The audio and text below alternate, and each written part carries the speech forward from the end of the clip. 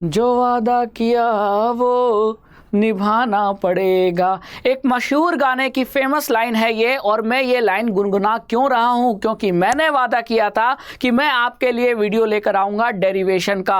और लीजिए, derivation of equivalent resistance of resistors in parallel combination का वीडियो लेकर आ चुका हूँ। तो इस वीडियो को बच्चों एंड तक देखना। अब ये डेरिवेशन में क्यों करा रहा हूँ, सबसे इंपॉर्टेंट बात, क्योंकि सीबीएसई के प्रीवियस ईयर क्वेश्चन उठा के देखोगे तो ये डेरिवेशन बार बार पूछा है। जो बड़े क्वेश्चन हैं, है ना, सब्जेक्टिव क्वेश्चन जो ज़्यादा मार्क्स के आते हैं, वहाँ ये डेरिवेशन पूछा जा सकता है। तो आपका जो आने वाला बोर्ड एग्जाम है उसमें ये डेरिवेशन हो सकता है पूछ ले, तो आपको डेरिवेशन आना चाहिए। डेरिवेशन के सारे स्टेप्स लिखोगे तो ही नंबर मिलेगा। तो मैं आपको डेराइव करके दिखाता हूँ, और ये सारे स्टेप्स अगर आपने लिख दिए तो आपको पूरे के पूरे नंबर मिलेंगे, कोई नंबर कटेगा नहीं, है ना। तो वीडियो को एंड तक ज़रूर देखना। तो जैसा कि आप यहाँ हेडिंग देख रहे हो, हम यहाँ क्या करने वाले हैं, जब बहुत सारे रजिस्टर्स पैरेलल कॉम्बिनेशन में कनेक्टेड होते हैं तो उनके कॉम्बिनेशन का इक्विवेलेंट रेजिस्टेंस का जो फॉर्मूला है वो कैसे डिराइव करते हैं, ये हमको आज इस वीडियो में देखना है ना। तो चलिए स्टार्ट करते हैं। जैसा मैं बोलूँगा वैसा ही आपको लिखना है ना। चलिए, तो सबसे पहले इसका सलूशन स्टार्ट करते हैं। सलूशन में सबसे पहले हमको एज्यूम करना पड़ेगा, है ना। तो ये बात बहुत ध्यान देने वाली है कि आपको एजम्पशन लेना है। अब एजम्पशन में आपको 3 रजिस्टर्स लेना है। कितने रजिस्टर्स? 3 रजिस्टर्स। एक का नाम R1 है, एक का नाम R2 है, एक का नाम R3 है ना। तो 3 रजिस्टर्स जिनका रेजिस्टेंस R1, R2, R3 है, उनको आपको एज्यूम करना है कि वो किस में कनेक्टेड हैं, पैरेलल में।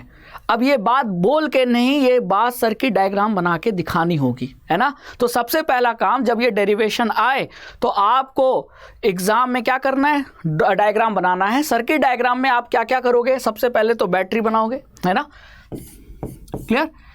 बैटरी को फिर आप किससे कनेक्ट करोगे, 3 रजिस्टर से कनेक्ट करोगे, जिसका रेजिस्टेंस R1, R2, R3 माना है ना, क्लियर। तो पहले का हो गया रेजिस्टेंस R1, दूसरे का हो गया R2, तीसरे का हो गया R3।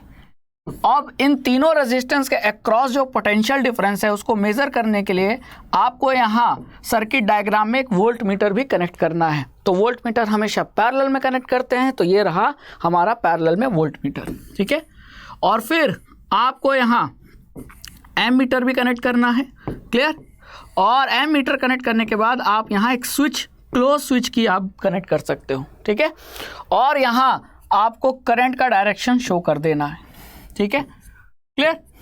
तो ये सर्किट डायग्राम बनाना है और ये लिखना है कि लेट अस कंसीडर, ये पॉइंट लिखना ज़रूरी है। अगर आप ये नहीं लिखोगे तो एग्जामिनर नंबर नहीं देगा, है ना। तो सर्किट डायग्राम बनाने के बाद सर्किट डायग्राम में सबसे पहली चीज़, कितने रजिस्टर्स आपने लिए हैं, 3। आपका क्वेश्चन ये उठ सकता था, सर 3 की जगह अगर 4 रजिस्टर ले लें पैरेलल में तो भी कोई दिक्कत नहीं। लेकिन एनसीईआरटी में जो डेरिवेशन दिया है वो 3 रजिस्टर्स का कॉम्बिनेशन मान के दिया है। और एग्ज़ाम में भी यही पूछेगा कि बताओ, डेराइव करके बताओ कि कैसे 3 रजिस्टर्स जो पैरेलल में कनेक्टेड हैं उनका इक्विवेलेंट रेजिस्टेंस का फॉर्मूला आता है। तो आपको इसीलिए 3 रजिस्टर्स मान के ही चलना है, क्योंकि एनसीईआरटी में दिया। आप मान 2 भी सकते थे, 4 रजिस्टर भी मान सकते थे, क्योंकि पैरेलल में तो बहुत सारे रजिस्टर कनेक्टेड हैं, है ना। 3 भी कनेक्ट हो सकते हैं, 4 भी, लेकिन एनसीईआरटी में क्योंकि 3 दिया है इसीलिए हम 3 लेके चल रहे हैं, है ना। तो फिर आपको लिखना है कि let us consider the arrangement of 3 resistors R1, R2 and R3, जिनको हमने क्या किया है, पैरेलल में ज्वाइन किया है with a combination of cell और battery as shown in figure. और ये फिगर आपको ड्रॉ कर देना है ना। और कुछ ऐसा ही फिगर यहाँ ड्रॉ किया है, इसको मैं हटा देता हूँ, ये तो मैंने ड्रॉ करके दिखाया। अब एनसीईआरटी में जो फिगर दिया हुआ था वो मैं आपको दिखा देता हूँ, है ना। ये देखिए, यही तो मैंने ड्रॉ किया था, बस मैंने एम मीटर को यहाँ ना लगा के इधर लगा दिया था, है ना। तो आपको सबसे पहला काम करना है, सर्किट डायग्राम बनाना है। सर्किट डायग्राम बनाने के बाद ये लिखना है कि let us assume 3 resistors R1, R2, R3 connected in parallel combination, है ना, एज शोन इन फिगर, ठीक है। अब इतना लिखने के बाद अब आगे चलते हैं, ठीक है। अब आपको ये पता होना चाहिए कि यहाँ से बैटरी से करंट कितना निकला है, I, ये बात तो क्लियर है ना। बैटरी से करंट तो आई निकला है और ये आई करंट यहाँ तक तो जाएगा, लेकिन आगे आपको दिख रहा है कि 3 रास्ते हैं, है ना। और इन 3 रास्तों में जो रेजिस्टेंस की वैल्यू है R1, R2 और R3, क्या रेजिस्टेंस की वैल्यू क्या है, सेम है क्या? सेम नहीं है। सेम होता तो तीनों का R मानते, है ना। रेजिस्टेंस की वैल्यू डिफरेंट है, तो जो टोटल करंट है उसमें से जो करंट डिवाइड होगा वो भी इक्वली डिवाइड नहीं होगा, अनइक्वली डिवाइड होगा।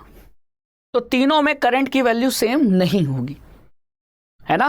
पैरेलल में कभी भी करंट सेम नहीं होता। तो जितना करंट R1 रजिस्टर में गया है उतना ही करंट R2 में जाएगा? नहीं, R2 में कुछ डिफरेंट जाएगा, R3 में कुछ डिफरेंट जाएगा।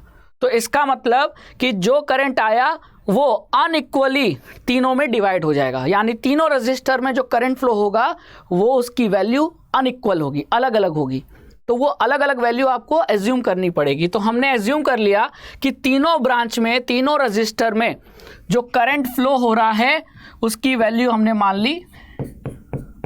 R1 में फ्लो होने वाले करंट की वैल्यू I1, R2 में फ्लो होने वाले करंट की वैल्यू I2 और R3 में फ्लो होने वाले करंट की वैल्यू I3।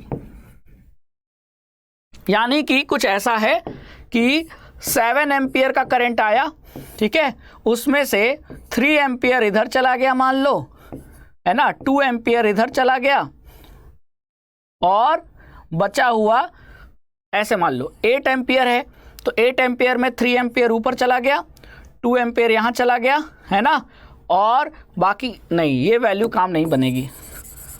मैं यहाँ समझा रहा हूँ, है ना, इसको ऐसे समझो। मान लो 10 एम्पियर करंट, यहाँ जो करंट की वैल्यू है I, ये 10 एम्पियर है, ठीक है। अब इस 10 एम्पियर में से मान लेते हैं कि 1 एम्पियर इसमें चला गया, है ना, 2 एम्पियर आपका R2 में चला गया, एज्यूम कर रहे हैं, है ना, और बचा हुआ तो R3 में कितना चला गया, तो बचा कितना है, 2 और 1 3, तो 10 में से 3 इधर चले गए तो बचा कितना 7 एम्पियर इधर चला गया। तो क्या तीनों रजिस्टर में करंट की वैल्यू सेम है? नहीं। तो वो करंट की वैल्यू हमने इसीलिए I1, I2, I3 मान ली कि वो करंट की वैल्यू क्या है, डिफरेंट है, ठीक है। तो ये बताने के लिए मैं ये बता रहा हूँ, है ना। तो यहाँ करंट की वैल्यू आपको लिखना पड़ेगा कि current flowing, let the value of current flowing in R1, R2 and R3 is I1, I2 and I3, ठीक है।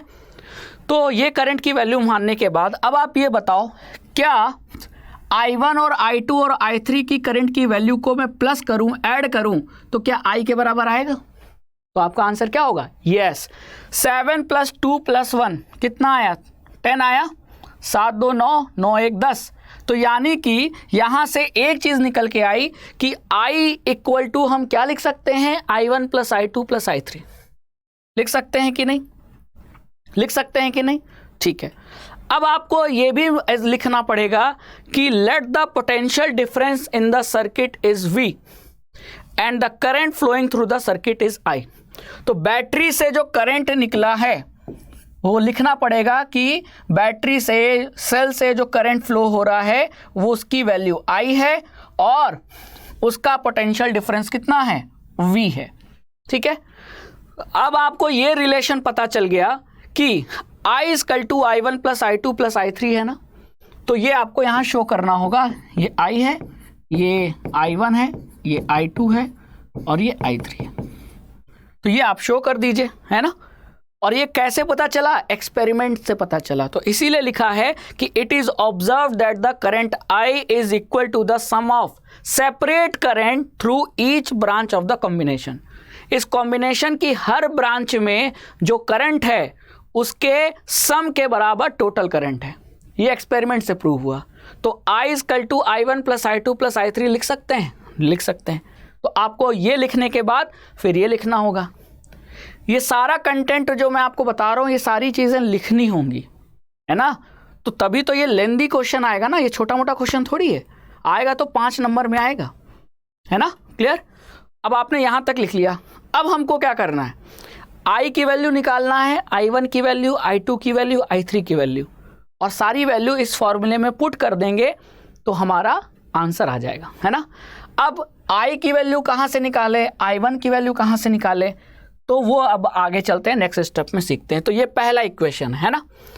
अब देखो, अब मान लेते हैं, लेट अस सपोज, ये लिखना पड़ेगा आपको कि लेट अस सपोज कि इन तीनों रजिस्टर जो पैरेलल में कनेक्टेड है, इन तीनों का जो कॉम्बिनेशन का रेजिस्टेंस है उसका वैल्यू कितनी है, RP, है ना। तो let RP the equivalent resistance of the parallel combination of resistors. तो ये जो तीन रजिस्टर पैरेलल में कनेक्टेड हैं, इन तीनों का कंबाइंड रेजिस्टेंस की वैल्यू कितना मान लेते हैं, RP, है ना। तो इन तीनों की जगह अगर मैं एक रजिस्टर बनाऊं तो उसकी रेजिस्टेंस क्या होगी, RP, ठीक है। बैटरी का पोटेंशियल कितना है, V। तो जो करंट I है ना, करंट I की वैल्यू मैं क्या लिख सकता हूं, आप बताइए। करंट I की वैल्यू मैं लिख सकता हूं ओम्स लॉ से, Ohm's law, V equal to IR होता है ना। तो I की वैल्यू क्या लिख सकता हूं, V/R। तो V तो V हो गया, R की जगह वैल्यू क्या है, RP। तो मुझे I की वैल्यू मिल गई। मैंने क्या बोला था, I equal to I1 I2 I3 में मुझे वैल्यू पुट करना है, तो मैंने I की वैल्यू निकाल ली, है ना। I की वैल्यू क्या आ गई, V/RP, है ना। तो I की वैल्यू आ गई। अब आप बताओ आपको किसकी वैल्यू चाहिए, तो याद करो I equal to I1 plus I2 plus I3 है ना। तो I की वैल्यू तो निकल गई, अब मुझे I1 I2 I3 की वैल्यू चाहिए। अब आप एक चीज़ बताओ, पैरेलल में क्या पोटेंशियल सेम होता है, जी हाँ। जितना बैटरी का पोटेंशियल है, अगर आप वोल्ट मीटर लगा के चेक करोगे तो R1 के अक्रॉस भी पोटेंशियल डिफरेंस V आएगा, R2 के अक्रॉस भी पोटेंशियल डिफरेंस V आएगा, और R3 के अक्रॉस भी पोटेंशियल डिफरेंस V आएगा। यानी पैरेलल में पोटेंशियल क्या रहता है, सेम। अब ये बात मुझे हेल्प करेगा निकालने में I1 I2 I3 की वैल्यू, ठीक है। चलो आगे चलते हैं। अब ओम्स लॉ अभी तो कॉम्बिनेशन पे लगाया था, अब इंडिविजुअल रजिस्टर पे लगाएंगे, है ना। तो मान लो R1 के लिए हमने ओम्स लॉ लगाया, तो I equal to V upon, अब R1 में कितना करंट है, I1, I equal to V/R होता है ना। तो R1 में कितना करंट है, I1, है ना। तो मैं यहां क्या करूंगा, I1 equal to V upon R1 लिख दूंगा। बात समझ में आ गई, clear. I1 equal to V upon R1 लिख दूंगा। इसी तरह मैं R2 को क्या लिख सकता हूं, I2 equal to V upon R2 लिख सकता हूं कि नहीं। I इक्वल टू V/R होता है। तो तीनों में करंट I1 I2 I3। तो अगर पहले रजिस्टर में देखें तो I1 की वैल्यू क्या आ जाएगी, I1 equal to V upon R1। दूसरे केस में करंट क्या है, I2, तो I2 equal to V upon R2। तो देखो V सेम है ना, पैरेलल में पोटेंशियल सेम होता है। उसी तरह R3 के लिए I3 equal to V upon R3। तो तीनों में V की वैल्यू सेम है, I1 I2 I3 की वैल्यू अलग है और तीनों का रेजिस्टेंस अलग अलग है ना। अब याद करो, मुझे I1 I2 I3 भी मिल गया, है ना। अब उस वाले equation I equal to I1 plus I2 plus I3 वाले इक्वेशन में मुझे सारी वैल्यू मिल गई, तो मैं क्या करूँगा, सारी वैल्यू पुट कर दूंगा। I की जगह क्या पुट करूँगा, बताओ। I की जगह क्या आपको पुट करूँगा, I की वैल्यू हमने निकाली थी V upon RP equal to I1 की जगह क्या पुट करूँगा, V अपॉन R1, I2 की जगह V अपॉन R2 और I3 की जगह V अपॉन R3। तो ये I1 plus I2 plus I3 equal to I के बराबर हो गया। अब इसको सॉल्व करोगे तो V कैंसिल हो जाएगा और आपको इक्वेशन में फाइनली रिजल्ट क्या मिलेगा कि 1 upon RP equal to 1 upon R1 plus 1 upon R2 plus 1 upon R3। तो यही तो फॉर्मूला है पैरेलल कॉम्बिनेशन का, जो आपने क्या कर लिया, डिराइव कर लिया, है ना। तो हमने ये माना कि I1 equal to I equal to I1 plus I2 plus I3 और सारी की वैल्यू निकाल कर पुट कर दी और हमारा पैरेलल कॉम्बिनेशन का फॉर्मूला आ गया। तो जो जो चीज़ें मैंने बताई हैं स्टेप वाइज, वो सारी चीज़ें लिखनी होंगी और डायग्राम बनाना पड़ेगा और लास्ट में ये डेराइव करना पड़ेगा। अगर आपने सारा कुछ कर दिया तो पूरे के पूरे नंबर मिलेंगे, है ना। तो एक बहुत इंपॉर्टेंट CBSE का प्रीवियस ईयर क्वेश्चन आपके साथ डिस्कस किया है और मैंने वादा किया था कि ये वीडियो दिवाली के आसपास आएगी और इस समय आप देख रहे हो, है ना। तो ये वादा मैं हमने पूरा किया। तो कंक्लूजन क्या निकला? कंक्लूजन ये निकला कि जब भी रजिस्टर्स पैरेलल में कनेक्टेड होते हैं, चाहे वो 2 हो, 3 हो, 4 हो, 5 हो, तो उनका इक्विवेलेंट रेजिस्टेंस है ना, उनका इक्विवेलेंट रेजिस्टेंस सभी रजिस्टर्स का जो इंडिविजुअल रेजिस्टेंस का जो रेसिप्रोकल होता है उसके समेशन के बराबर होता है ना।